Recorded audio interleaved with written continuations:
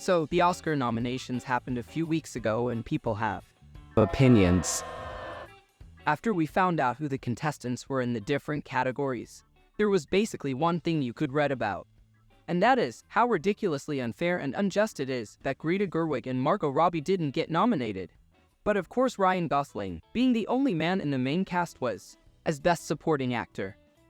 And people just lost their minds over this, yelling like they were personally offended by this decision, and insisted that it is just another unquestionable showcase of power, control, and bias from our dear old patriarchal society, laying in plain sight just to mock them. When I see these kinds of takes get praised and shared all over among some people, and then they just fuel each other's hatred and feeling of injustice in these secluded social spaces, I often wonder if the internet was really as great of an idea as we originally thought. Because spewing out these overly radical takes left and right, turning these ultimately insignificant events and small disappointments into massive political discussions and implications, and making everything into a conspiracy the moment something happens that you disagree with, that doesn't help your cause in the overall discourse at all. It only makes people more agitated and hostile towards each other, leaving no room for any reasonable discussion. So, to counterbalance this train wreck of a situation a little bit, I decided to share some of my quick thoughts regarding these nominations and nominations, because, unlike most of the people who complain about the choices, I have actually seen all the nominees in the different categories. I'm better! I am better! And let me tell you that I am very pleased overall, what movies and actors they picked, race and gender aside. I watched Nayad and Maestro specifically for this video, so I can have a valid opinion about all of the lead actress performances. And I can safely say that I wouldn't take away any of their nominations in place of Margot Robbie. Maybe you could have an argument for Carey Mulligan or Annette Bening, but at that point it just comes down to personal preferences. Because at the end of the day, all of them were incredible.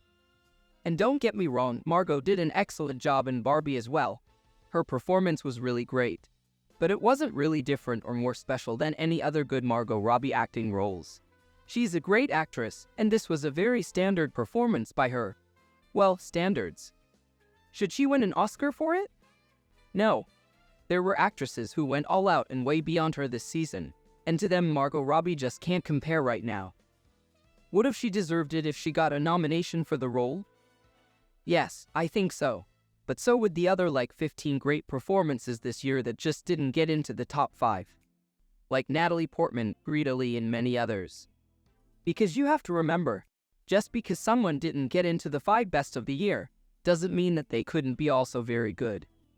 More and more movies get made each year, and there will always be people who miss out on these award shows and nominations, even though they would have deserved it, and could have got it with a high likelihood, if the circumstances or the timing were a bit different. You also have to consider that Margot Robbie being Barbie didn't really have the same kind of impact as Ryan Gosling did as Ken. I know this is highly speculative territory now, but I think that if another actress had been chosen to play the role of Barbie, the movie would have had roughly the same cultural impact as it did now. You just don't connect the role of Barbie to Margot Robbie that strongly, unlike the role of Ken being forever intertwined with Ryan Gosling's name. Because I really believe that the Ken phenomenon just wouldn't hit that hard, would it have been any other actor. All the memes made out of him, all the Ken bros he inspires every day to be a better version of themselves.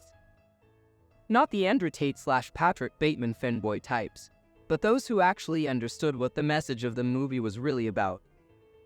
And of course the song, which he volunteered to sing, by the way, that was on the top of the playlists all around the world for weeks. We can probably very safely say that, while Margot Robbie was an excellent Barbie, she was really just one of the many good things that happened last year. But Ryan Gosling as Ken will be a role in cinema history that will be talked about, referenced, and memed for many more years to come. And that's why I feel justified that he gets a nomination while Margot Robbie doesn't. Because it was just a more impactful addition to the movie world, even though the quality of the performances overall were very similar.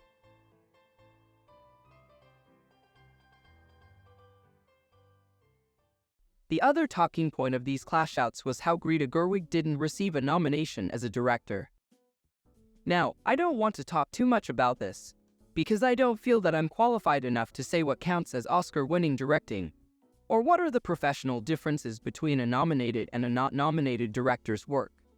I mean, let's be honest, most people don't even know what a director does exactly. And I would be very curious what the writers of those passionate tweets would say if I'd ask them.